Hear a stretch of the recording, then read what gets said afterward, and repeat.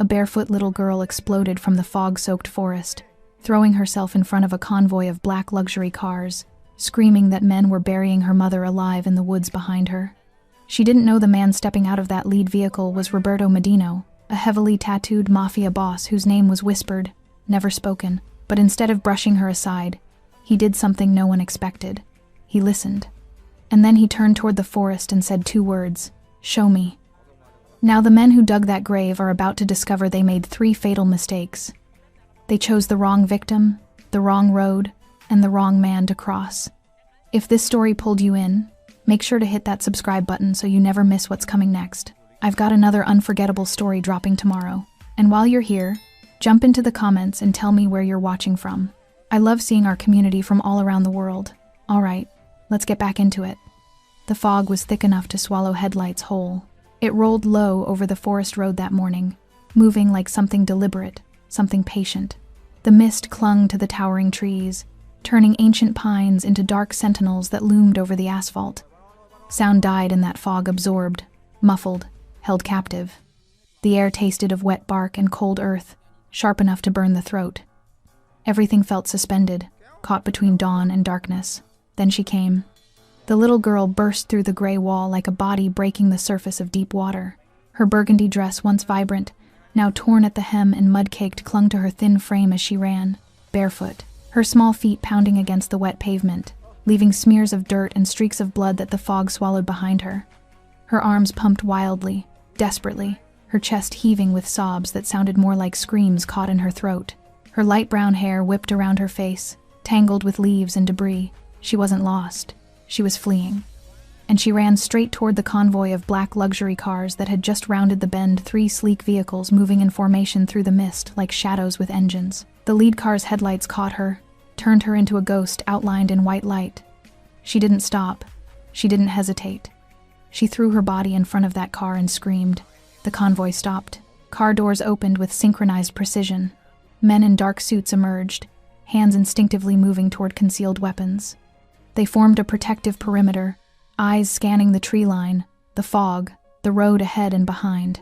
Their breath formed small clouds in the cold air. Their faces showed nothing, no surprise, no concern, only trained vigilance, but they all watched him. Roberto Medino stepped out of the lead car with the kind of calm that made dangerous men nervous. Tall, imposing in an immaculate black coat that looked like it cost more than most cars. The fabric didn't have a wrinkle, didn't show a speck of the mud that coated everything else. Tattoos crawled up his neck from beneath his black collar, intricate, dark patterns that looked almost alive in the gray light. His dark hair was slicked back perfectly, not a strand out of place despite the damp air. His face was all sharp angles and controlled stillness, his jawline carved like stone. His dark eyes settled on the child who had collapsed to her knees in front of him, gasping, sobbing, her small hands pressed against the wet pavement. She looked up at him with eyes that had seen things no child should see, wide, terrified, but not of him, of what was behind her in those trees. "Please," she choked out, her voice raw and breaking. The word came out strangled, barely audible over her ragged breathing. "Please don't go. They're going to bury my mom alive." Her whole body shook. "She's still breathing, I heard her. I heard her under the dirt. Please, save her."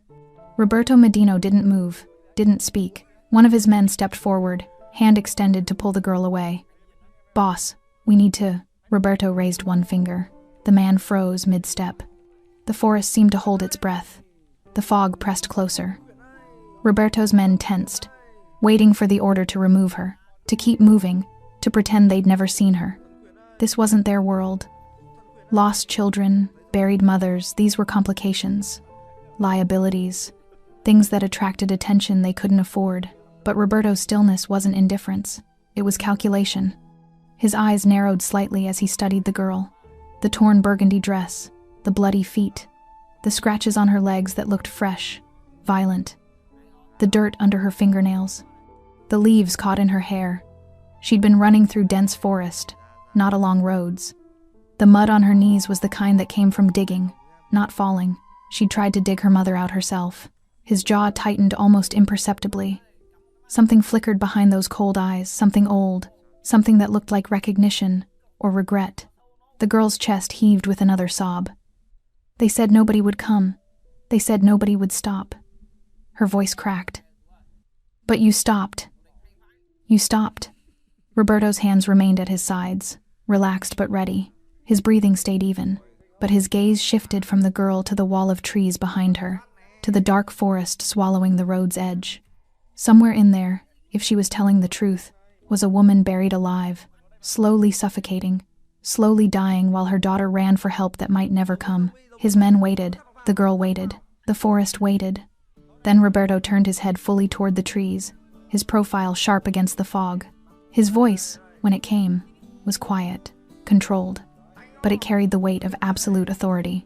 "Show me." The girl's eyes went wide. For a moment, she didn't move, as if she couldn't believe what she'd heard. Then she scrambled to her feet, wincing as her torn soles touched the pavement. She pointed toward a gap in the trees, a narrow path barely visible through the mist. "There," she gasped. "Not far. Maybe 10 minutes. I ran so fast. Please hurry. Please." Roberto nodded once. He turned to his men, and his voice remained low but absolute. "Victor, Andre, with me. The rest stay with the cars." Eyes open. The 2 men he'd named moved immediately, checking weapons, adjusting their suits. They were older than the others, faces weathered, eyes that had seen violence and delivered it. They didn't question. They simply prepared. Roberto looked down at the girl one more time. "What's your name?" "Naomi," she whispered. "Naomi Mesa." "Naomi," Roberto repeated, as if committing it to memory. "Lead the way." The girl turned and ran back toward the forest, her small frame disappearing into the fog like a ghost returning to haunt the woods. Roberto followed, his black coat cutting through the mist, his men flanking him like shadows. The convoy stayed behind, engines still running, headlights boring holes in the gray nothing. And the forest swallowed them whole. Naomi moved through the forest like something feral, her small body weaving between trees with desperate precision. Roberto followed, his expensive shoes sinking into mud that grabbed at every step. Victor and Andre flanked him, weapons drawn but lowered, their eyes scanning the darkness between the pines. The fog was thicker here, clinging to everything like wet cloth. It turned the world into fragments, a branch here, a rock there. Nothing whole, nothing clear. The forest floor was a maze of exposed roots and hidden holes, treacherous even in daylight. In this gray twilight, it felt like walking through someone else's nightmare. "How much farther?" Roberto's voice cut through the silence. Naomi didn't turn around. "Close, very close." Her voice cracked. "I can still hear her. I can still hear her breathing." Roberto's jaw tightened. The girl was running on pure terror, on hope that was probably already dead. He'd seen this before, desperate people clinging to impossible outcomes, refusing to accept what their minds already knew. But he kept walking. He'd made his choice back on that road. The trees opened suddenly into a small clearing. Natural or man-made, Roberto couldn't tell. But the ground here had been disturbed. Recently. Violently. Naomi stopped so abruptly Roberto nearly collided with her. She pointed with a shaking hand. "There." At first, Roberto saw nothing but churned earth and scattered leaves. Then his eyes adjusted, found the pattern in the chaos. A rectangular patch of ground, maybe 6 feet long, 2 feet wide, fresh dirt piled at one end. And in the center, movement. Shallow, almost imperceptible, but movement. The dirt was breathing. "Mother of God," Victor whispered behind him.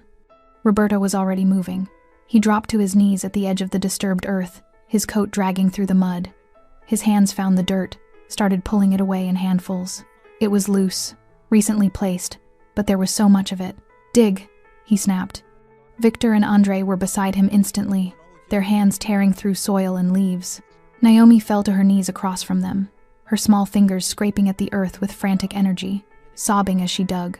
"Mom," she kept saying. "Mom, we're here. We're here." Roberto's hands hit something solid, fabric. He pulled harder, clearing dirt away from what looked like a shoulder, then a neck, then a face. The woman's face was tilted upward, mouth packed with a gag that had been shoved so deep Roberto could see it bulging against her throat. Her eyes were closed, skin pale as death, lips tinged blue. Dirt covered everything, her hair, her cheeks, filling her nostrils. But her chest moved, barely, a flutter so faint it could have been imagination. "She's alive," Roberto said. His voice was steady, but something in his chest tightened. "Get her out, now." They dug faster. The woman had been buried to her chest, her arms bound behind her back, legs tied at the ankles. Whoever did this wanted her to suffocate slowly, wanted her to feel every second of dirt pressing down, wanted her last moments to be pure terror. Roberto's hands moved with surgical precision, clearing dirt from her face, her neck, her shoulders. Victor and Andre worked at her torso, pulling away layers of earth. Naomi dug at her mother's side, crying so hard she could barely breathe. "I'm sorry, Mama," she sobbed. "I'm so sorry. I ran as fast as I could. I'm sorry." Roberto grasped the woman's shoulders and pulled. She came free with a wet, sucking sound, her body limp and cold. He laid her flat on the ground, immediately checking for breathing. Her chest barely moved. He pulled the gag from her mouth, had to work it carefully. It was wedged so deep and dirt poured out with it. "Get the bindings," he ordered. Andre had a knife out, slicing through rope at her wrists and ankles. The moment her arms came free, they flopped to her sides, lifeless. Victor was checking her pulse, his fingers pressed against her throat. "It's there," he said quietly. "Weak, but there." Roberto tilted the woman's head back, clearing more dirt from her airways.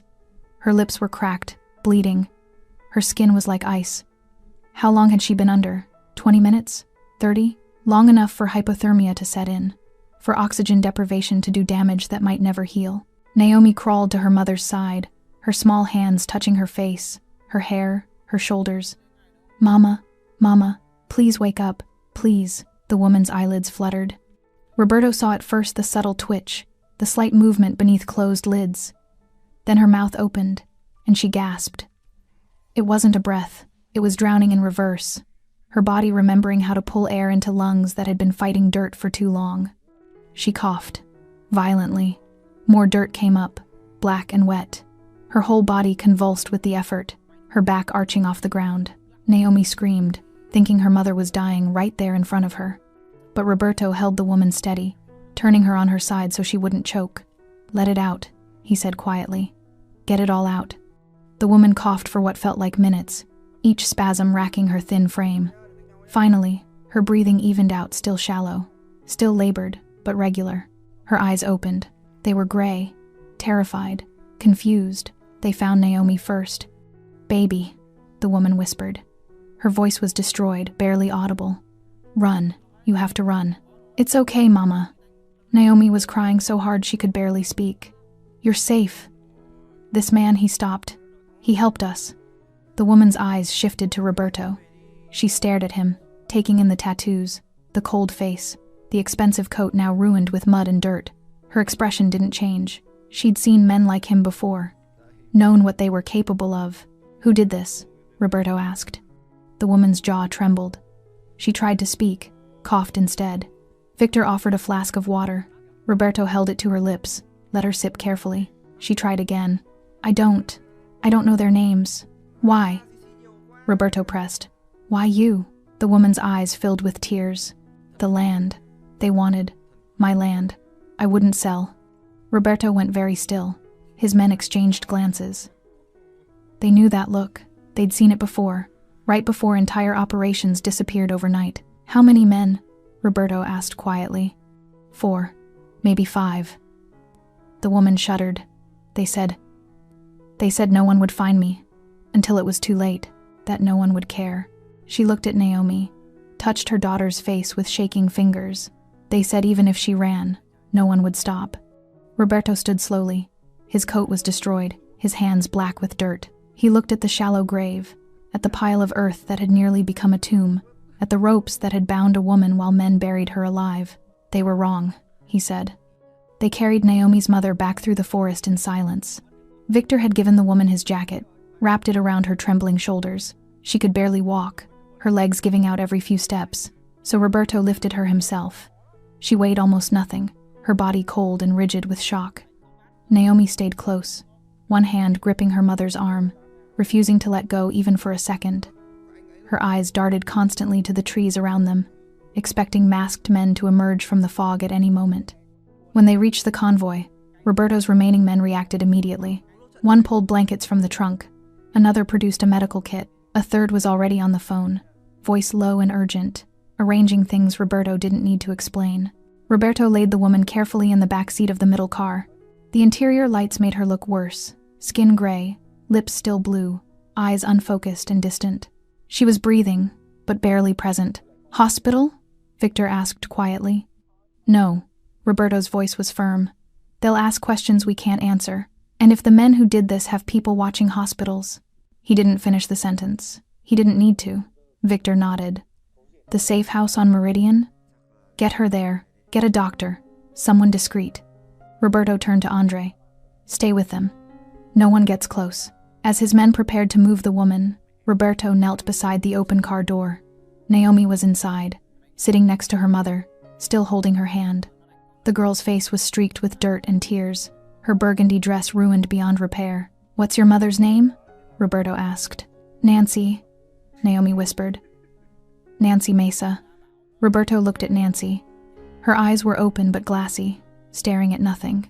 He'd seen that look before, the aftermath of trauma so severe, the mind simply left the body for a while. She was alive, but some part of her was still in that grave, still feeling dirt fill her lungs. "Nancy," Roberto said quietly. She didn't respond. He tried again, firmer.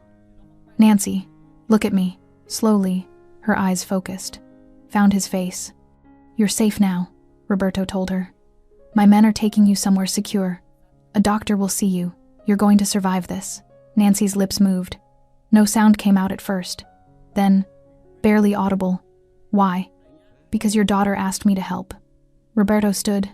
"And because the men who did this made a mistake." He closed the car door, watched as the vehicle pulled away, disappearing into the fog with Victor at the wheel. Andre followed in the third car. That left Roberto with 2 men and the lead vehicle, and questions that needed answers. Roberto turned to the remaining men. "The lookout. He's still here?" One of them nodded toward the tree line. "Tied up, 30 meters in." "Caught him watching the burial site from cover. He saw us digging." "Good." Roberto's voice went cold. "Bring him." They dragged the man out 2 minutes later. He was young, maybe 25, dressed in dark clothes that were meant to blend with the forest. His face was swollen on one side where someone had hit him, probably to keep him quiet. His eyes went wide when he saw Roberto. "Please," the man started. I wasn't." Roberto raised a hand. The man's words died in his throat. "You were watching the grave," Roberto said. It wasn't a question. The man nodded frantically. "Just watching. Making sure no one came by. That's all, I swear. Making sure no one found her before she died." Roberto's voice was flat. "That was your job." The man's face went pale. "I didn't hurt her. I didn't dig. You just made sure she suffocated alone in the dark." Roberto stepped closer. "Tell me who gave the order." "I can't. They'll kill me." Roberto's expression didn't change. "I'm standing right in front of you." "They're not. Choose carefully." The man's breath came in short, panicked gasps. His eyes darted between Roberto's face and the guns his men were holding. The math was simple. Talk and maybe die later. Stay silent and definitely die now. "It was Dmitri," he blurted. "Dmitri Volkov. He's the one who ordered it. He handles property acquisitions for the network." "What network?" "The transport network. They move things through here. Drugs, weapons, people sometimes." The words tumbled out faster now, desperate to stay useful, to stay alive. "The Mesa woman owns land right on the route. She wouldn't sell. Dmitri said she needed to be persuaded." "And burial is persuasion?" Roberto's voice dropped lower. "It was supposed to be a warning. Bury her for a few hours, then dig her up, scare her enough to sell." The man was shaking now. "But Dmitri said..." He said maybe it was better to just let her die. Make an example. Show other landowners what happens when they refuse. Roberto went very still. His men recognized that stillness. It was the moment before storms broke, before violence became inevitable. "Who else knows about this?" Roberto asked quietly. "Just the crew. 4 of us, plus Dmitri. Names." The man gave them. Roberto committed each one to memory, his mind already working through connections, hierarchies, who answered to whom. Dmitri Volkov wasn't a name he knew, which meant the man operated in circles Roberto hadn't touched yet. Regional, mid-level, dangerous enough to order killings but not important enough to have Roberto's protection or fear his reputation. That was about to change. "Where's Dmitri now?" "I don't know. He moves around, changes locations. But he'll be back tonight to check the site, make sure the job was finished." Roberto nodded slowly. He turned to his men. "Take him to the warehouse on 5th. Keep him comfortable. Keep him alive. He's going to tell us everything he knows about Dimitri's operation. What about the crew? One of his men asked. The ones who did the digging?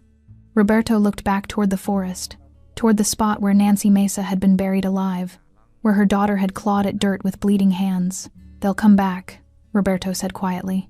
Men like that always come back, to cover their tracks, to make sure the evidence is gone. He checked his watch. Early afternoon. If the lookout was right, they had hours before Dimitri returned, hours to prepare. Get everyone in position, Roberto ordered. No one leaves these woods alive unless I say otherwise. His men moved immediately, making calls, checking weapons, preparing for what was coming. Roberto stood alone for a moment, staring into the fog-wrapped forest. Somewhere in there, a grave stood open, empty now, but it wouldn't stay empty for long.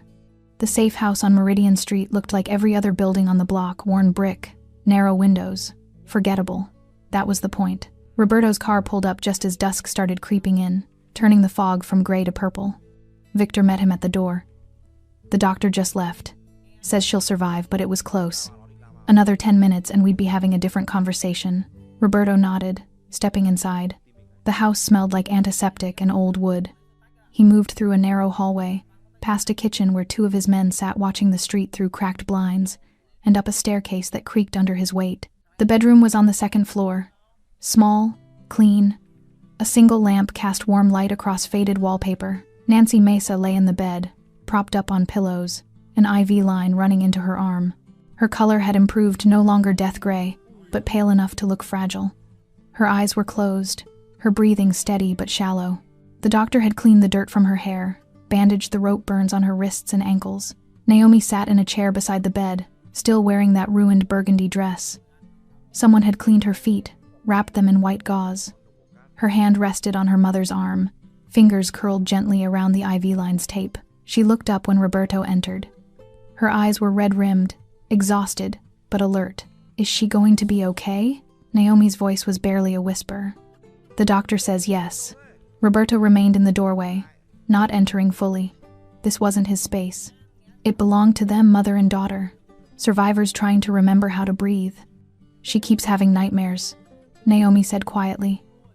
Every time she falls asleep, she wakes up screaming, like she's still down there. Roberto's jaw tightened. He knew about nightmares, about the ones that followed you out of dark places and never quite let go. It will take time, he said. Naomi studied him with eyes that seemed older than they should be. Why did you stop? Back on the road. Why didn't you just keep driving? The question hung in the air between them.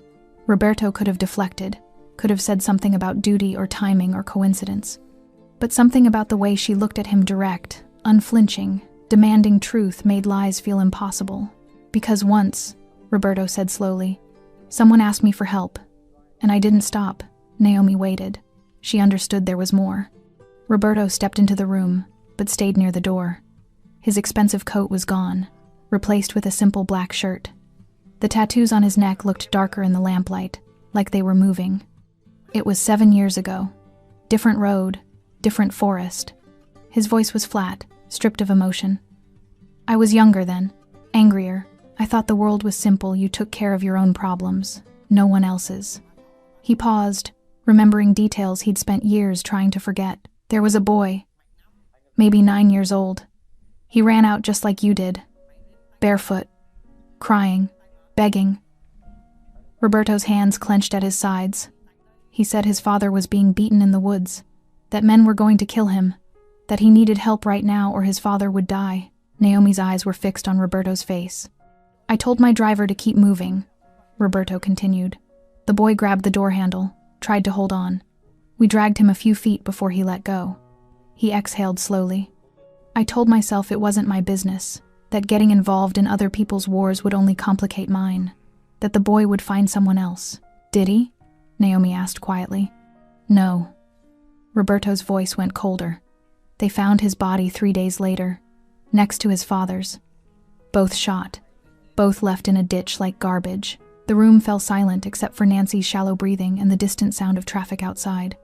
I didn't know about the bodies right away, Roberto said. Not until weeks later. By then, I'd forgotten the boy's face. Almost convinced myself he'd never existed. He looked directly at Naomi, but but I never forgot the sound of him screaming as we drove away. Naomi's grip on her mother's arm tightened. After that, I made a rule, Roberto said. If a child asks me for help directly, desperately, I don't drive away. Ever. I don't care what I'm doing, where I'm going, or what it costs me. His voice hardened. That's why I stopped. Naomi absorbed this in silence. Then slowly she asked, "Do you think about him? The boy, every day?" Roberto's answer was immediate.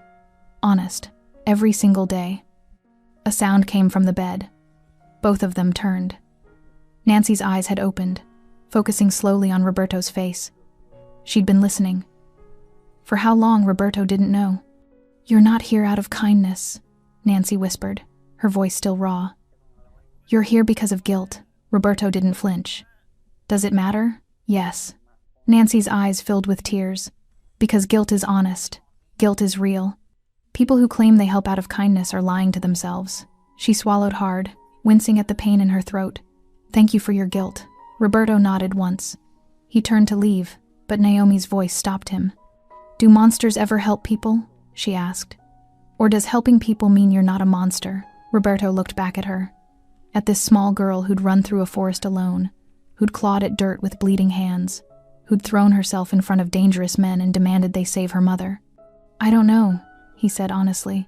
"But I know this, the world has lots of monsters. Some bury people alive, some stand and watch, and some," he paused, "some try to dig them back out. Which one are you?" Naomi pressed. Roberto's expression remained unchanged. "All three, at different times, in different ways." He moved toward the door. "Get some rest, both of you. You're safe here." "For how long?" Nancy asked from the bed. Roberto stopped in the doorway. "Until the men who did this are no longer a problem. And then you disappear. New names, new city, new life." His tone left no room for argument. "The land isn't worth dying for. It's all we have," Nancy said quietly. "You have your daughter," Roberto replied.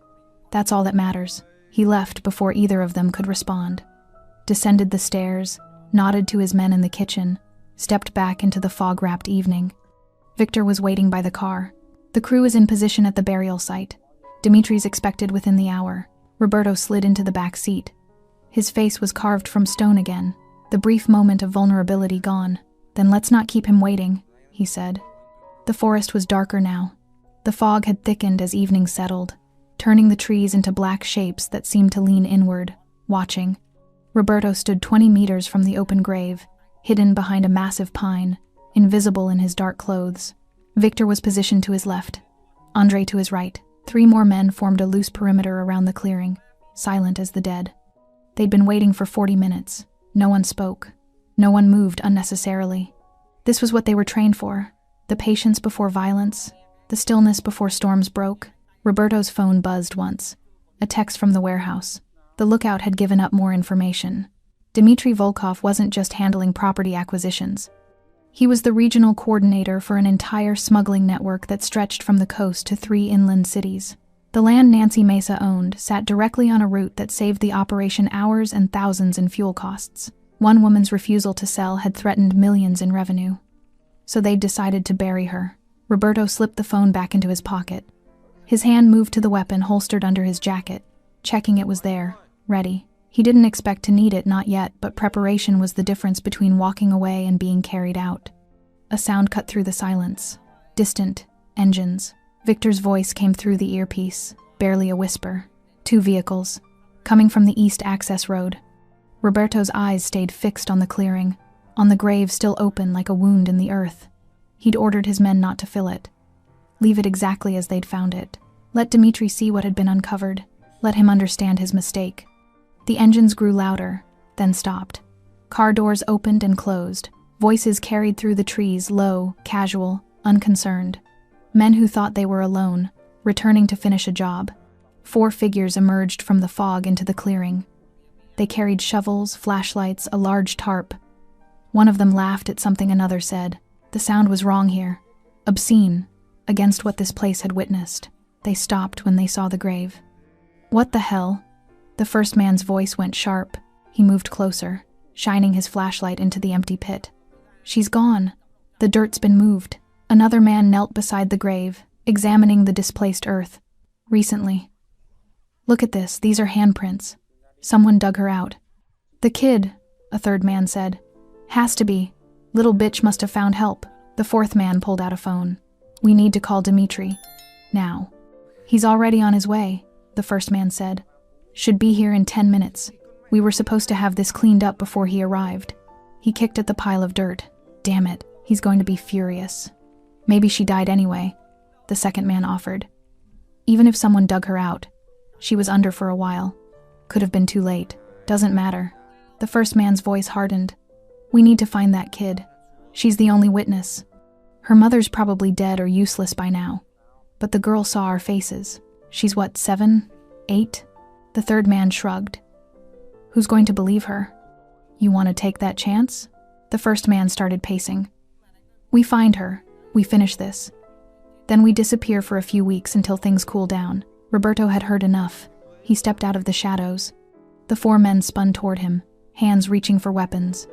But Roberto's men emerged from the trees simultaneously, 6 armed figures materializing from fog and darkness, forming a circle around the clearing. The first man's hand froze halfway to his jacket. His eyes went wide as he took in Roberto's face, the tattoos, the cold certainty in his stance. Who the hell are you? He demanded, trying to sound authoritative but failing. Roberto didn't answer. He walked slowly toward the open grave, his footsteps deliberate, unhurried. He stopped at the edge, looking down into the pit where Nancy Mesa had nearly died. You buried a woman here this morning, Roberto said quietly. Alive, bound, gagged. You packed dirt over her face and left her to suffocate. The 4 men exchanged glances. The second one tried to bluff. I don't know what you're talking about. Roberto turned his head, his dark eyes settling on the man. Her name is Nancy Mesa. Her daughter is named Naomi. The girl is 8 years old. She has brown hair and was wearing a burgundy dress when she ran 5 miles through this forest to find help. The first man's face had gone pale. Look, whoever you are, this is business. It's not personal. The woman was warned. She refused to cooperate. So you tried to kill her. Roberto's voice remained flat. And you would have killed her daughter too, to eliminate witnesses. We're just contractors, the third man said quickly. We do what we're told. You want someone to be angry at? Talk to Dimitri. He gave the orders. I will, Roberto assured him. But first I'm talking to you. The fourth man's nerve broke. He pulled a gun, brought it up fast, aimed at Roberto's chest. He never got the shot off. Victor's bullet took him in the shoulder, spinning him sideways. The gun flew from his hand, disappeared into the fog. The man screamed, clutching his arm, blood pouring between his fingers. The other 3 froze. Next one goes through your head, Victor called out calmly. Drop your weapons. Now. Guns and knives hit the ground. The 3 standing men raised their hands slowly. The wounded one knelt in the dirt, still screaming. Roberto approached the first man, the one who'd been giving orders. What's your name? Go to hell. Roberto nodded. Victor moved forward, grabbed the man's hand, bent his fingers back at an angle that made joints crack. The man gasped, dropping to his knees. Your name, Roberto repeated. Alexei, the man choked out. Alexei Petrov. Alexei, you're going to tell me everything about Dimitri's operation. Where he works, where he lives, who he reports to, who pays him. Roberto's voice was cold as the fog. And you're going to tell me the names of everyone involved in what happened to Nancy Mesa. I can't, Alexei gasped. They'll kill me. Roberto knelt down until his face was level with Alexei's. I'm standing right here. They're not. You made this choice when you packed dirt over that woman's face. A new sound cut through the clearing. Another engine. Closer. Coming fast. Victor's voice crackled through the earpiece. Single vehicle. Coming in hot from the north. Dimitri? Roberto stood. Positions. Let him come all the way in. His men faded back into the shadows, weapons trained on the access road. The 4 men in the clearing remained on their knees, hands on their heads. Headlights pierced the fog. A black SUV crashed through the underbrush, skidded to a stop at the clearing's edge. The door flew open. A man stepped out, tall, wearing an expensive suit that looked wrong in the forest. His face was angular, sharp. His eyes scanning the scene, the open grave. His men on their knees, the blood-soaked shoulder of the wounded one. Then those eyes found Roberto. And Dmitry Volkov understood exactly how badly he'd miscalculated. Dmitry Volkov's hand moved toward his jacket. He stopped when 6 red laser dots appeared on his chest, crawling across the expensive fabric like luminescent insects. "I wouldn't," Roberto said quietly. Dmitry's hand slowly returned to his side. His face remained composed, but his eyes were calculating, measuring distances, counting opponents, running through scenarios that all ended badly. "You're making a mistake," Dmitry said. His voice was smooth, educated, the kind that came from private schools and business degrees. "Whatever these idiots told you, whatever they promised, they told me you ordered a woman buried alive," Roberto interrupted, "because she wouldn't sell her land." Dmitry's expression didn't change. Property disputes get complicated. Sometimes persuasion requires creativity. Creativity. Roberto's voice went colder. "Is that what you call suffocating a mother while her 8-year-old daughter watches?" For the first time, something flickered across Dmitry's face. Surprise. The girl wasn't supposed to have escaped. She was supposed to have been found later. Another body in another shallow grave. "The girl's alive?" Dmitry asked. "Very much so," Roberto replied. "So is her mother, which means you failed." Dmitry's jaw tightened. He looked at his 4 men kneeling in the dirt, at the wounded one still clutching his shoulder. "Who are you?" "Someone who stopped when the girl asked for help." Understanding dawned in Dmitry's eyes. His posture shifted subtly, tension becoming something closer to fear. "You're Medino, Roberto Medino." Roberto didn't confirm or deny. He didn't need to. "This is a misunderstanding," Dmitry said quickly. "If I'd known you had any interest in the Mesa woman, I never would have. You would have done exactly what you did." Roberto cut him off. "Because you thought no one important would care about some woman living on a dirt road. You thought you could bury her, take her land, and disappear into your network." "It's just business," Dmitry insisted. "The land is worth—" "I don't care what it's worth." Roberto's voice was ice. "Tell me about your operation." Dmitry's face hardened. "I don't answer to you." Roberto nodded once. Victor moved behind Dmitry, swift and efficient, grabbed his arms and forced them behind his back. Plastic restraints appeared, cinched tight around his wrists. Dmitry struggled, but Victor was stronger, older, had done this 1,000 times. "Then you'll answer to someone else," Roberto said. "Take him to the warehouse. Take all of them." His men moved quickly. The 4 kneeling men were zip-tied, hauled to their feet. The wounded one screamed as rough hands pulled him upright. They were loaded into their own vehicles, evidence that would disappear, just like they would. Dmitry was shoved into the back of Roberto's car. Victor slid in beside him, weapon resting casually across his lap. Roberto remained in the clearing for a moment after the vehicles left. Alone except for Andre, who stayed as backup. The open grave sat between them, dark and empty. "Fill it," Roberto said quietly. Andre grabbed one of the abandoned shovels and started pushing dirt back into the pit. The sound of earth hitting earth was loud in the silence, rhythmic and final. Roberto watched until the grave was level again, until you couldn't tell anything had been disturbed except for the fresh soil. Some wounds couldn't be hidden, but this one could be buried. The warehouse on 5th Street had been abandoned for years officially. Unofficially, it served purposes that didn't appear on any paperwork. Roberto arrived 20 minutes after the others, parking in the loading bay where trucks used to deliver goods that no longer existed. Inside, the space was cavernous and dark, except for a circle of light in the center.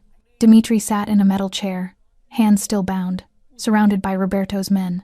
The 4 others were separated, each in a different corner, far enough apart they couldn't coordinate stories. Roberto walked into the light. Dmitry looked up, trying to maintain composure, but sweat glistened on his forehead. "I can make this worth your while," Dmitry said immediately. "The operation I manage moves serious money. Millions monthly. You let me walk, I'll cut you in. 20% of everything that moves through this region." Roberto pulled up a chair, sat facing Dmitry. "Tell me about the network." Dmitry's eyes narrowed. "Why do you care? This isn't your territory." "It became my territory when that little girl stopped my car," Roberto said. "Now talk. Start with who you answer to." Dmitry laughed bitter, sharp. "You think I'm the top? I'm middle management. I coordinate shipments, manage local issues, handle acquisitions. I don't make policy, I execute it." "Who does make policy?" "People you don't want to meet." Dmitry leaned forward as much as his restraints allowed. "People who won't appreciate you interfering with their operations." Roberto's expression didn't change. Names. Kill me if you want, Dimitri said. But I give you those names. I'm dead anyway. At least your way is quick. Roberto studied him. Dimitri believed what he was saying. The fear was genuine, which meant whoever ran this network had a reputation for making examples of people who talked. How many routes run through this region? Roberto asked, changing tactics. 3 major ones, 2 minor. Dimitri relaxed slightly, thinking he'd found safe ground. The Mesa land sits on the primary route. Cuts travel time by 40 minutes, saves fuel costs, reduces exposure on main roads. How much money moves through that route monthly? 4, maybe 5 million in product. Another 2 in laundered cash. Dimitri's voice carried a hint of pride. It's one of the most profitable corridors in the network, and one woman's refusal to sell threatened all of that, Roberto said. She was offered fair market value. Double, actually. Dimitri's tone turned defensive. She refused. Multiple times. We tried intimidation, dead animals, broken windows, threats. She still wouldn't sell. So we escalated. To murder. To persuasion, Dimitri corrected. She wasn't supposed to die. The plan was to bury her for a few hours, dig her up before real damage occurred, and convince her that next time we wouldn't be so merciful. But you changed the plan, Roberto said. Dimitri's silence was confirmation. You decided it was cleaner to just let her die, Roberto continued. Blame it on local criminals, take the land through probate, and eliminate the daughter as a loose end. It would have worked, Dimitri muttered. If that kid hadn't... He stopped, realizing what he was admitting. Roberto stood slowly. He walked around Dimitri's chair, his footsteps echoing in the vast space. How many properties have you acquired this way? I don't keep count. Guess. 7, maybe 8. Dimitri's voice was quieter now. Over 3 years, how many people did you bury? Not all of them were buried. Some were accidents. Some just disappeared. Dimitri looked up at Roberto. This is how the world works. The strong take what they need. The weak either adapt or get removed. Roberto stopped directly behind him. You're right. The strong do take what they need, and the weak get removed. He nodded to Victor. Put him in the basement with the others. Start with the easy questions: financial accounts, property holdings, known associates. Then work your way to the names he doesn't want to give. And if he doesn't talk? Victor asked. Roberto looked at Dimitri one last time. Everyone talks eventually. It's just a question of how much they want to suffer first. 3 days later, Roberto returned to the forest, not to the burial site. That ground had been disturbed enough. This time, he drove 40 miles north to a logging outpost that hadn't processed timber in 5 years. The property belonged to a shell company that belonged to another shell company that eventually traced back to Dimitri's network. Remote, isolated, perfect. 2 cargo vans sat in the gravel lot outside the main building. Roberto's men had been here since dawn, preparing. When Roberto stepped out of his car, Victor emerged from the warehouse, wiping his hands on a rag. They're inside, Victor said. All 7 of them. 7. Roberto had learned a lot in 3 days. The 4 men from the forest clearing, Dimitri, and 2 others who'd been involved in previous burials, men whose names the lookout had given up after minimal persuasion. Are they talking? Roberto asked, trying to negotiate, offering money, connections, information on other operations. Victor shrugged. The usual. Roberto nodded. And the accounts? Frozen as of this morning. Every bank account, cryptocurrency wallet, and offshore holding connected to Dimitri's name or his known aliases. Victor allowed himself a small smile. He's going to wake up penniless. If he wakes up at all. They walked toward the building. The morning was cold, the sky overcast but no fog, just gray clouds pressing down like a lid on the world. Inside, the warehouse smelled of old wood and machine oil. Sunlight filtered through dirty windows high up on the walls, creating dusty beams that cut through the darkness. The 7 men were separated into individual spaces, some in old offices, some in storage rooms, all of them bound to chairs, all of them looking tired, scared, some showing signs of Victor's questioning methods. Roberto went to Dimitri first. The man looked worse than he had 3 days ago. His expensive suit was rumpled, stained. His face was bruised, one eye swollen, partially shut, but his jaw was still set, his eyes still defiant. Come to kill me? Dimitri asked when Roberto entered the small office. Roberto pulled up a chair, sat down. That depends. On what? On whether you understand what you did wrong. Dimitri laughed dry, bitter. I buried someone who was in my way. In our world, that's called Tuesday.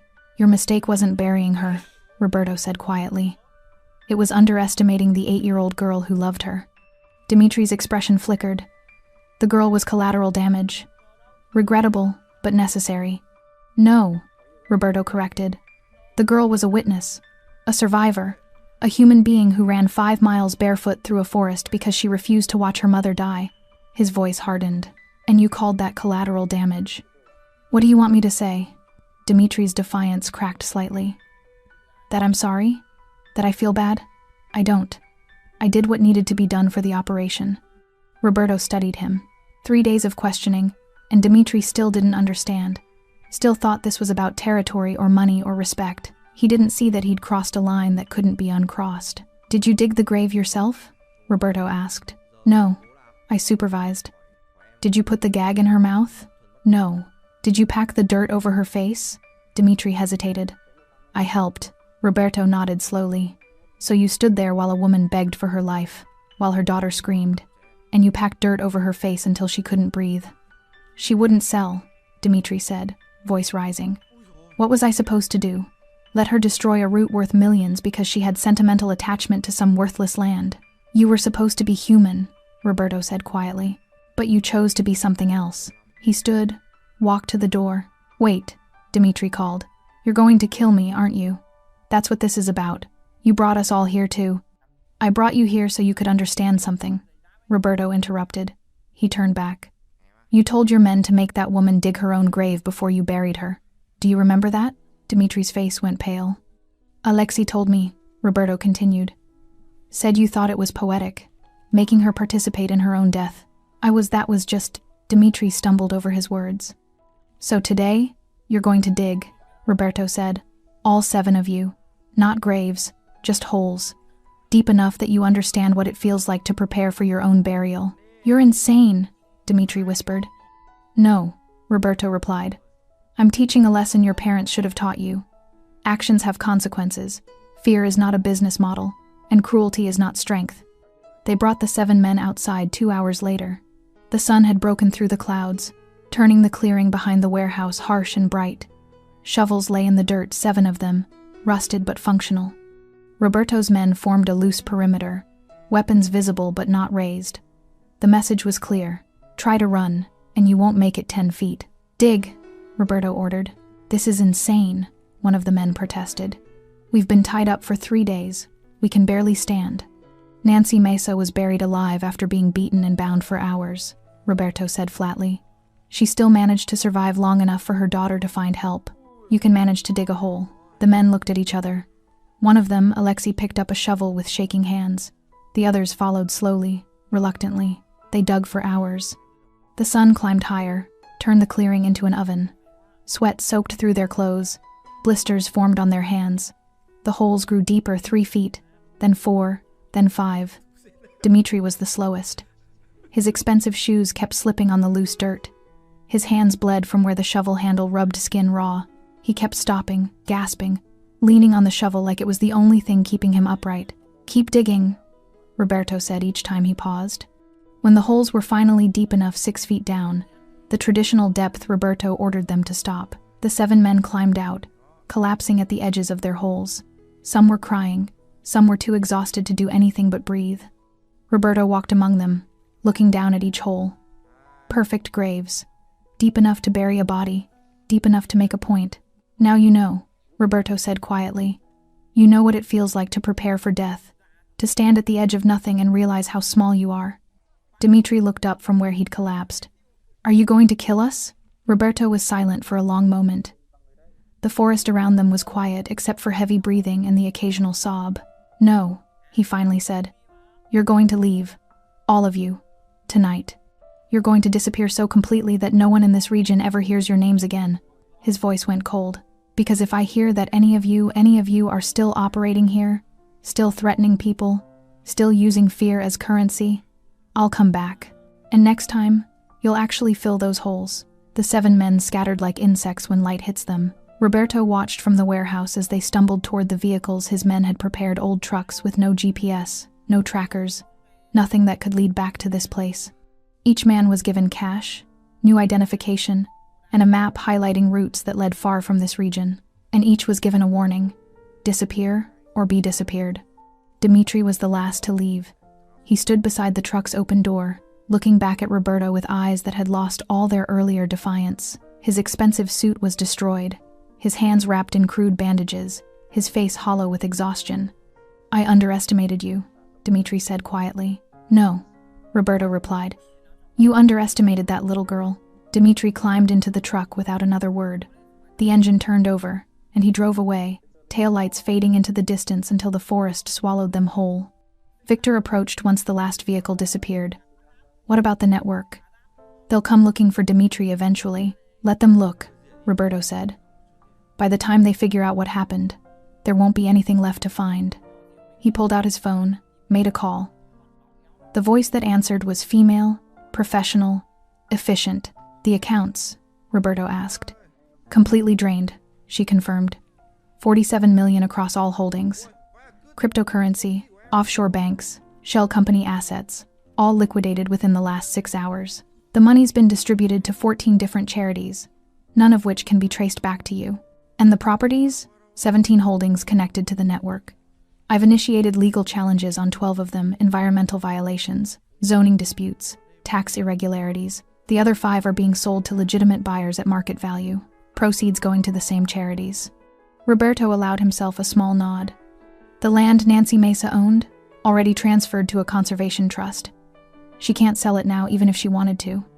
It's protected wilderness in perpetuity. Good. Roberto ended the call. Victor was watching him with something close to admiration. "You just dismantled an entire operation without firing a shot." "I fired several shots," Roberto corrected. 3 days ago in the forest." "You know what I mean." Victor gestured toward where the trucks had disappeared. "You could have killed them. Most people would have. Most people don't have to live with the sound of a child screaming as they drive away," Roberto said quietly. He walked back to his car. The logging outpost would be cleaned within hours, every trace of what happened here erased. The building itself scheduled for demolition next month. By this time next year, trees would reclaim the clearing, and no one would remember it had ever existed. Some things deserved to be forgotten. The calls started that evening. Roberto ignored the first 3 unknown numbers, probably low-level operators trying to understand why accounts weren't accessible, why shipments were delayed, why Dimitri wasn't answering. The 4th call came from a number Roberto recognized. He answered. "You've made a very expensive mistake," the voice said. Older, male, authority wrapped in courtesy. 47 million doesn't just disappear. It does when it never existed legally in the first place. Roberto replied calmly. Silence. Then, "You know who you're talking to?" "Someone who should have trained their people better." Roberto's voice was cold. "Someone whose operation just lost a coordinator, 4 field operatives, and access to a primary route, all because one of your people decided burying women alive was acceptable business practice." Dimitri exceeded his authority, the voice conceded. "That situation would have been handled internally. It's handled now." Another pause. Roberto could hear breathing, calculation happening on the other end of the line. "The Mesa woman's land is worthless now," the voice said. "Protected conservation land can't be sold, can't be used. You've cost us a route and gained nothing." "I gained the knowledge that your operation won't threaten that family again," Roberto said. "That's worth 47 million to me. You're making enemies you don't need."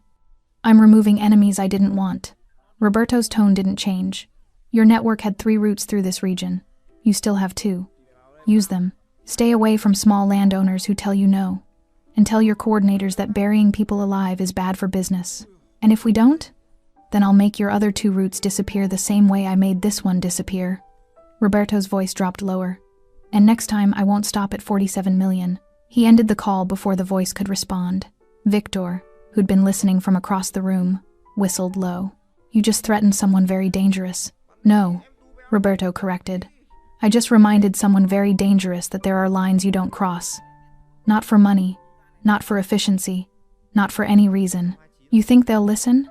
Roberto looked out the window at the darkening sky. "They'll calculate. They'll weigh the cost of revenge against the cost of just avoiding me, and they'll realize it's cheaper to stay away. And if they don't, then we'll have a different conversation." Roberto's expression hardened. "But they'll listen. People like that always do the math. And right now, the math says I'm more expensive than I'm worth." The next morning, Roberto received confirmation. 3 shell companies connected to the smuggling network had filed paperwork to dissolve operations in his region. 2 transport contracts had been canceled. 5 properties were being quietly sold. The network was retreating. Not because they feared Roberto personally, organizations that large didn't fear individuals, but because he'd proven he could make their operations too expensive to maintain. He'd turned their profit center into a liability. That was a language they understood. Roberto forwarded the documents to his accountant, with instructions to monitor for any signs of reorganization. Then he deleted the files from his phone and poured himself coffee. Victor entered the kitchen, tablet in hand. The charities are asking questions. 47 million showing up overnight tends to attract attention. Let them ask, Roberto said. Anonymous donations happen all the time. By the time they trace the money, the accounts it came from will have been closed for weeks. You gave away more than most people make in a lifetime. Roberto sipped his coffee. I didn't give away anything. I returned money that was stolen through violence and fear. The charities will do more good with it than those men ever did. Victor set down the tablet. What about Nancy and Naomi? They still at the safe house? Roberto nodded. For another few days. Then new identities, new city, new start. They're going to ask why. Why you helped. Why you stayed involved. Then I'll tell them the truth, Roberto said quietly. That once, I didn't help. And I've spent 7 years making sure I never make that mistake again. He finished his coffee, rinsed the cup, set it in the sink. Some debts couldn't be paid, but they could be honored. One choice at a time. The safe house on Meridian Street felt different at dawn. Softer somehow, like the early light stripped away some of the darkness that clung to places where broken people came to heal. Roberto stood outside, watching sunrise paint the brick facade in shades of amber and gold. He'd been driving for an hour, circling the city, making sure no one followed. Old habits, even with the network in retreat, even with Dimitri and his crew scattered to distant cities, caution kept you breathing. Victor had texted 30 minutes ago. Nancy was awake, asking questions, wanting answers before she and Naomi disappeared into new identities that would make them ghosts to everyone who'd known them before. Roberto climbed the steps, knocked twice. The door opened immediately. One of his men, alert despite the early hour, weapon concealed but ready. She's upstairs, the man said. The girl's still sleeping. Roberto nodded, moved through the familiar hallway. The house smelled like coffee now, not antiseptic. Small improvement. He took the stairs slowly, each step creaking under his weight, announcing his presence. Nancy sat in the bedroom's single chair, positioned so she could see both the door and the window. Defensive positioning. She'd learned something from what happened to her. Good. She looked better than she had 3 days ago. Color had returned to her face, though she was still too thin, too fragile looking. The rope burns on her wrists were healing, hidden beneath long sleeves. But her eyes, they carried weight now. Shadows that hadn't been there before. Mr. Medino, she said quietly, not standing. Nancy. Roberto remained in the doorway. How are you feeling? Like I died and came back wrong. Her voice was steady but hollow. The doctor says I'm fine physically, but every time I close my eyes, I'm back in that hole, feeling dirt fill my mouth, hearing my daughter scream as she runs away. Roberto said nothing. There were no words that fixed that kind of damage. They told me what you did, Nancy continued. The men who buried me, Dimitri, the whole operation. Her eyes met his. You destroyed them. I removed them, Roberto corrected. There's a difference. Is there? Nancy's lips formed something that wasn't quite a smile. You took $47 million, froze their assets, scattered their people. That sounds like destruction to me. They can rebuild. Somewhere else. With different methods. Roberto's voice was flat. I just made sure they understood this region and you are off limits. Nancy was quiet for a moment. Then, why? Your daughter asked me to help. No. Nancy shook her head. That's why you stopped. I'm asking why you stayed involved. Why you spent 3 days hunting down everyone connected to what happened. Why you're giving us new identities and a new life. She leaned forward. Men like you don't do things without reason. So what's yours? Roberto stepped into the room, but didn't sit. 7 years ago, a boy ran out of a forest asking for help. I told my driver to keep moving. 3 days later, they found him and his father shot dead in a ditch. Nancy's expression softened.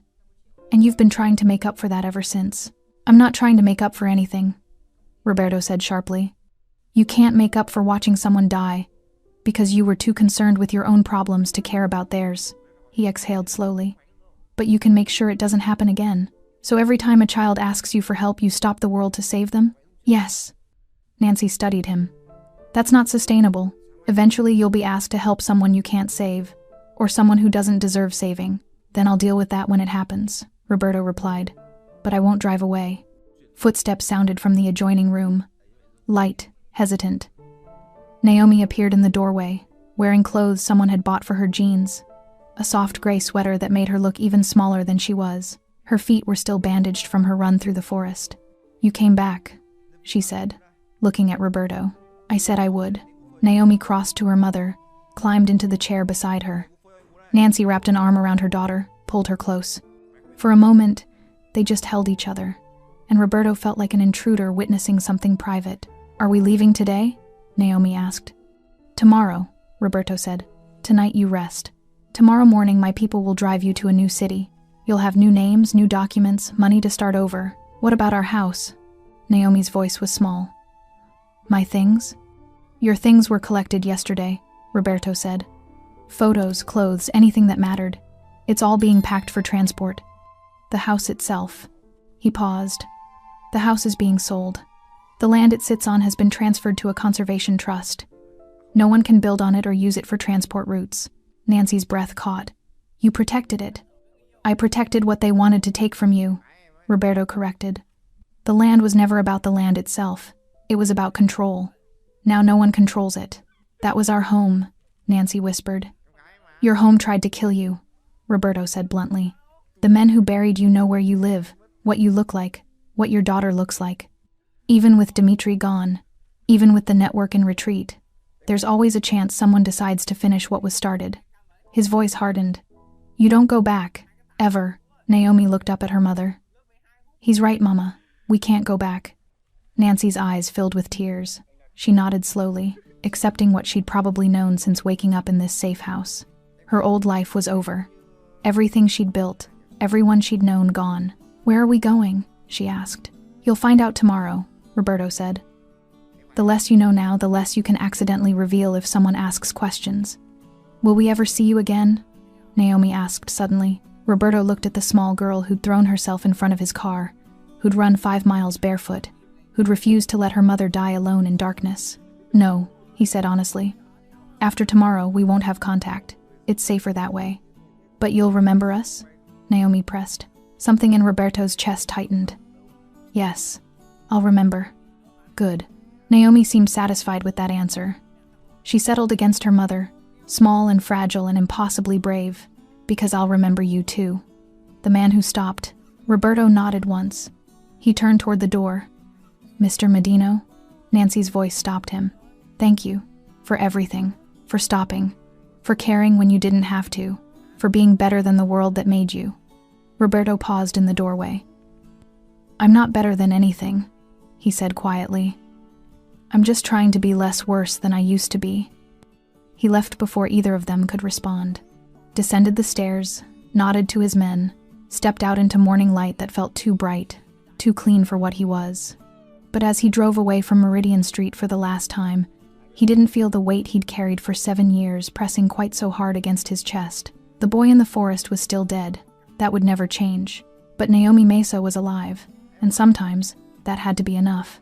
Roberto drove toward the forest alone. Not the burial site, he'd never return there, but the original road, the stretch where fog had rolled thick, and a barefoot girl had emerged from gray nothing to throw herself in front of his convoy. 4 days had passed since Nancy and Naomi left the safe house. Victor had handled the transport personally, driven them 18 hours to a coastal city where no one would think to look. New names, new papers, a small apartment already furnished, paid for 2 years in advance, enough money in a bank account to rebuild without questions. They were ghosts now, safe because they no longer existed. Roberto pulled his car to the side of the road, the same spot where his convoy had stopped. He stepped out into morning air that was cold but clear. No fog today, just pale sunlight filtering through pine trees that stood like silent witnesses. He walked to where Naomi had collapsed, where she'd begged him not to drive away. The pavement showed nothing, no bloodstains, no evidence that anything significant had happened here. Rain had washed away the marks her feet had left. Wind had scattered the debris from her torn dress. But Roberto remembered every detail. The terror in her eyes, the desperation in her voice, the way she'd looked at him like he was her last hope in a world that had already tried to bury everything she loved. He'd stopped. 7 years of regret. 7 years of that other boy's scream echoing in his memory. And he'd finally stopped. His phone buzzed. A text from Victor.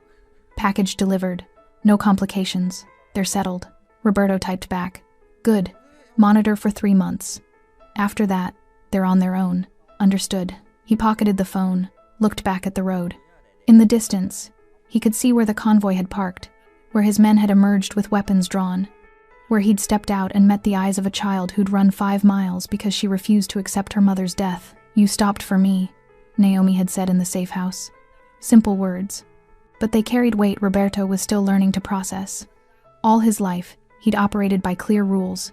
Protect your own, eliminate threats, never show weakness, never get involved in problems that weren't yours to solve. Those rules had kept him alive, kept him powerful, kept him insulated from the messy complications of caring about strangers. But those rules had also cost him sleep, cost him peace, cost him the ability to look at his reflection without seeing a boy's face screaming as a car drove away. Roberto turned away from the road, walked a few steps into the tree line. The forest was quiet here, peaceful. Birds called from hidden branches. Somewhere distant, water ran over rocks, life continuing, indifferent to human violence and human mercy alike. He thought about Dimitri, scattered to some distant city, penniless and broken, about the 4 men who'd dug the grave, who'd packed dirt over a woman's face, now living under assumed names in places they'd never wanted to be, about the network that had retreated, reorganized, continued operating in other regions where no one had stopped them yet. The world hadn't changed. Evil still existed. People still hurt each other for profit, for power, for reasons that made sense only to them. But one woman was alive. One girl wasn't an orphan. And one man had kept a promise he'd made to himself in the dark hours after learning about a boy's body in a ditch. Roberto's phone buzzed again. This time a call, he answered. Boss, we have a situation. It was Andre. There's a woman here, at the office. She says her son is missing. Says she needs help. She's asking for you specifically. Roberto closed his eyes. How did she get my name? Won't say. Just keep saying she heard you help people when no one else will. She's been waiting for 3 hours. Roberto should say no. Should explain he wasn't in the business of solving everyone's problems. That he'd made one exception for one girl, and that didn't make him a resource for everyone with a crisis. But he heard himself say, Tell her I'll be there in 20 minutes. You sure, boss? No. He wasn't sure. Getting involved in strangers' problems was how you attracted attention, made enemies, spread yourself too thin to defend what mattered. But he was tired of being the man who drove away. Tell her I'm coming, Roberto said, and ended the call. He walked back to his car, cast one last look at the road where everything had changed. The fog was gone. The morning was clear. The trees stood in silent approval or judgment, he couldn't tell which, and it didn't matter. Roberto started the engine, pulled back onto the pavement. As he drove away, he thought about the woman waiting at his office, desperate for help with a missing son. Thought about what getting involved would cost, what complications it would create, what dangers it would invite. And he thought about a barefoot girl running through fog, refusing to let her mother die alone. Some choices echoed. Some decisions changed trajectories in ways you couldn't predict or control. Roberto didn't know if he was making the right choice. Didn't know if constantly stopping, constantly helping, constantly intervening would eventually destroy him. But he knew he'd rather be destroyed trying to help than preserved by walking away. The road ahead was clear, the forest receding in his rearview mirror. Somewhere behind him, a grave stood empty and forgotten. Somewhere ahead, a woman waited for a man who'd learned too late for some, just in time for others that stopping was always an option. Even when it was hard. Even when it was dangerous. Even when every instinct screamed to keep driving. Roberto pressed the accelerator, aimed toward the city, toward another crisis, another plea, another chance to be the person he'd failed to be 7 years ago. The fog was gone, but Roberto Medino had finally learned to see through it, and he would keep stopping. For as long as people kept asking, for as long as he could remember the sound of a girl's voice saying, "You stopped for me," because some debts could never be fully paid, but they could be honored. One stop at a time, Thanks for staying with this story right till the final moment. You're the reason these stories come alive. If you're ready for another powerful journey, just tap the next video on your screen. And before you go, leave a quick comment and rate this story from 1 to 10. I'm excited to see your thoughts and connect with you down there. Бедному можно сказать: а кто ты без денег? А он скажет: а я без денег хороший там папа, там, и хороший там друг, товарищ, да, но у меня нету денег. И вот тут вопрос возникает о том, что и этому человеку нужны, по сути, и дав ему, вот тут интересно, и дав ему в моменте огромное количество денег, останется ли он таким же? Либо это все поменяет его. Или у бедного, к примеру, или у богатого забери все деньги, сможет ли он найти себе друзей, там, хорошую жену, стать там, не знаю, хорошим отцом? Ну, вот такие вот интересные вопросы на самом деле.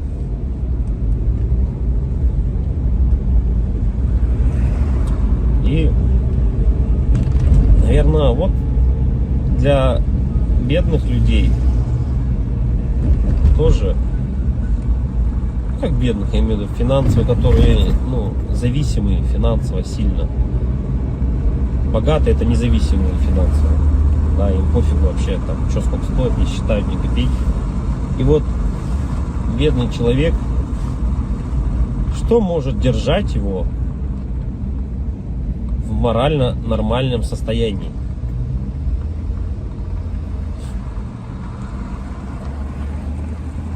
Это, наверное, возможно, поддержка семьи, поддержка друзей. Ну, как я и говорил, к примеру, как у меня есть сосед, ну, вот у него есть поддержка родителей, да, поддержка друзей. Но он не вылазит из ситуации, в той, в которую залез. И получается, что у нас получается? Что это тоже не важно? Что даже имея поддержку своих родственников, друзей, ты не вылезешь из дизморали, из такого образа жизни? Получается, нет. Так что же тогда? Алло. Алло. Ты еще не заезжал? Вот я еду, сейчас заеду скоро. Не едь туда, все, оплата пришла. Все, хорошо, давай. Вот, как я и говорю, можно... Так что же для человека самое главное получается? Чтобы держаться на плаву. Многих же не останавливают, дети не останавливают, да, которые имеются. Да, любовь к детям тоже их не останавливает. Да, как-то...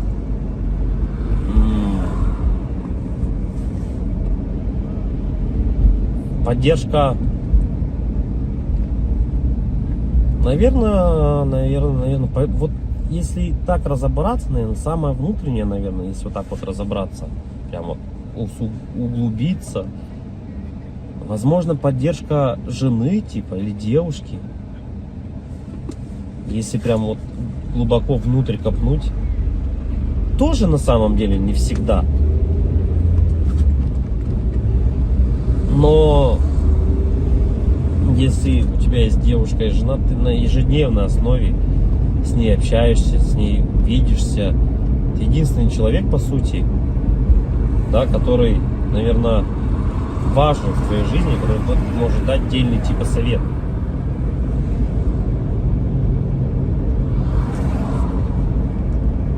И почему же тогда люди, наверное, расходятся, разъезжаются, перестают быть вместе, раз это так важно? Наверное, из-за того, что вот нету вот этого как раз таки, наверное, какого-то отдельного совета, какой-то внутреннего чувства нужности этому человеку. Да, люди расходятся, потому что ты не получаешь каких-то тех чувств, которых ты нигде не больше не получишь. Не можешь получить. Ни за деньги, ни еще как-либо. И когда у тебя, наверное, нету этого чувства внутреннего, люди, наверное, потом расходятся. И потом люди, многие, наверное, попадают вот в эти депрессии. Помимо финансовых проблем, нереализованности, да, и еще семейные неудачи какие-то добавляются. Наверное, это было всегда у людей. Просто раньше, наверное, этому не придавали такой огласки, возможно. Да и раньше было чуть, наверное, возможно, проще. Я говорю, человеку надо было всего лишь выполнять свои функции какие-то. Да? Как бы человек мог сходить там, отработать, к примеру, на заводе, прийти, и он был спокоен был уже. Что все, типа, он сделал все, что от него требуется. В наше же время ты этого не можешь сделать. И получается, помимо того, что вот оно от этого-то и все исходит на самом деле. Семьи от этого-то и рушатся.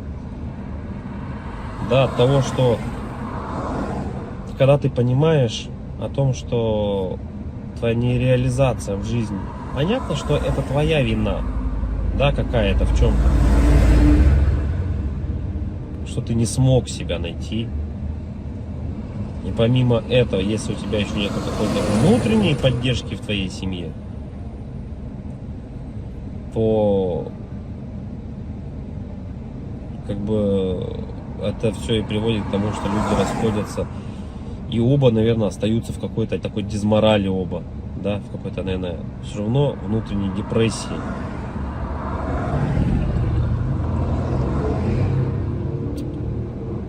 Короче, и как же избежать этого всего, наверное, главный вопрос.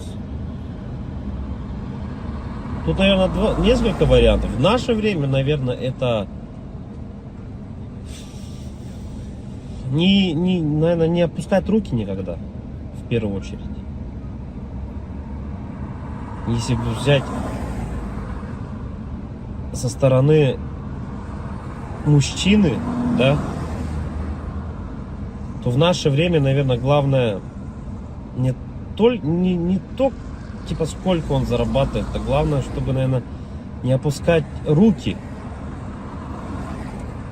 Потому что работа примерно плюс-минус вся одинаковая. Плюс-минус везде она одинаково оплачивается. Да, но хотеть и стараться чего-то большего и не опускать руки, наверное, это одно из самых главных вещей. Да, стараться и хотеть чего-то большего. И тут вступает, наверное, вот это вот как раз таки еще и семейная поддержка, да, любовь, нежность, да, какая-то, поддержка словесная. И это, наверное, все сохраняет в тебе мотивацию к стремлению, к жизни, к желанию добиться чего-то большего. Можно не хотеть ничего на самом деле, да, устроиться в какую-то организацию, зарабатывать 100 тысяч рублей, но тебе этих денег явно не будет хватать. И в оконцове ты опять-таки поймаешь, наверное, эту дезмораль. Потому что все оно по кругу крутится. И потом люди на СВО уходят, умирают за 5-7 миллионов рублей. И я не думаю, что это кого-то осчастливит. Ну, во всяком случае, данного человека точно это не осчастливит.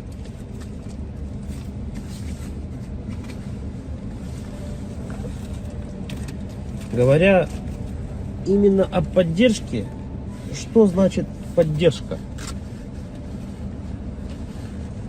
Как она выглядит, поддержка эта семейная?